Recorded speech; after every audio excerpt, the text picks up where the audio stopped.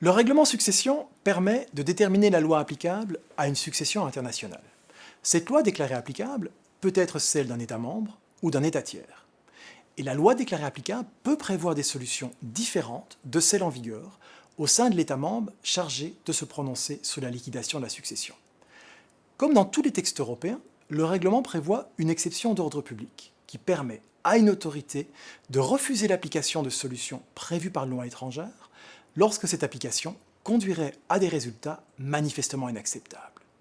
L'exception d'ordre public peut être utilisée soit pour s'opposer à l'application d'une loi, soit pour s'opposer à l'accueil d'un jugement étranger, lorsque les dispositions que ce jugement contient dépassent les limites de ce qui est acceptable.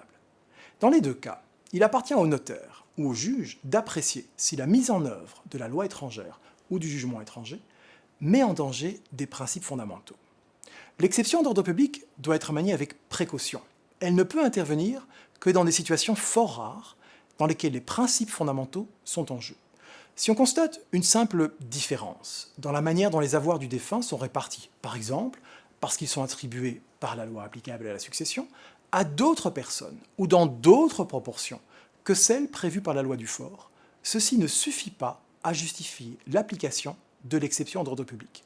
Ce qui est en jeu avec l'ordre public, ce sont bien les conceptions fondamentales nationales de l'État où travaille le notaire, ou bien où siège la juridiction.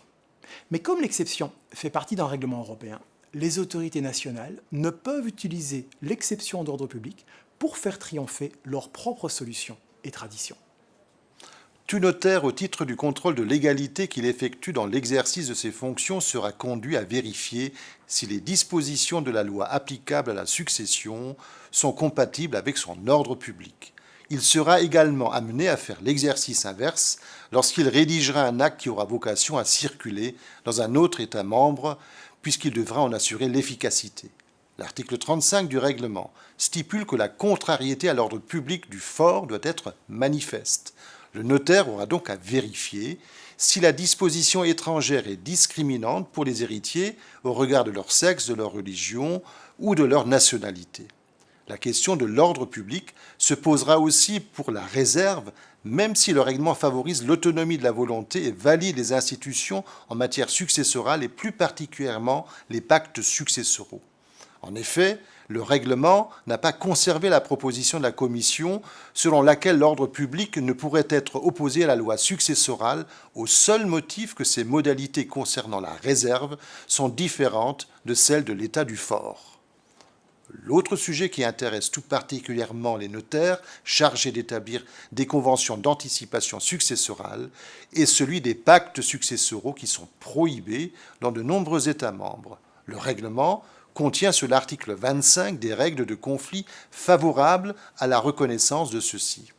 La pratique notariale devrait trouver le passage entre contrariété à l'ordre public et interdiction des pactes de famille.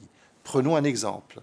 Un notaire français a établi un acte de partage anticipé portant sur un immeuble situé à Nice et réalisé par des ressortissants italiens résidant en Italie. Avant l'entrée en application du règlement succession, cet acte ne pouvait être remis en cause dans une perspective française au regard de sa règle de conflit. Avec l'entrée en application du règlement, la loi applicable à la succession sera exclusivement la loi italienne qui non seulement ne connaît pas cette institution, mais la prohibe au titre des pactes de famille. Les dispositions de l'article 25 ne sont pas applicables. Comment cet acte de partage sera-t-il accueilli en Italie lors de l'ouverture de la succession? Est-il possible d'aller sur le terrain de l'exception d'ordre public? L'esprit du règlement est sans doute de valider les institutions entre États membres.